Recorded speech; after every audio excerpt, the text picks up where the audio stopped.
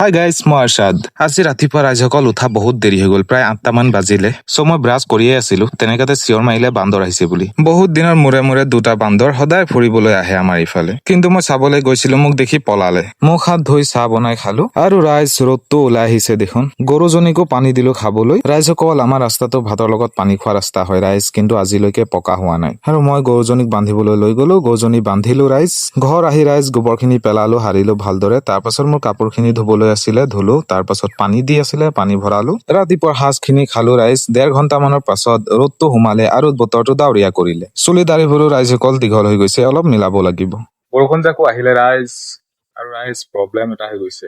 মোৰ চেনেলটোৰ মনিটাইজেশ্যনটো অফ কৰি দিছে কেইদিনমানৰ কাৰণে। বহুত ডাঙৰ প্ৰব্লেম গাইজ, কেতিয়া খোল খাব ক'ব পৰা নাই।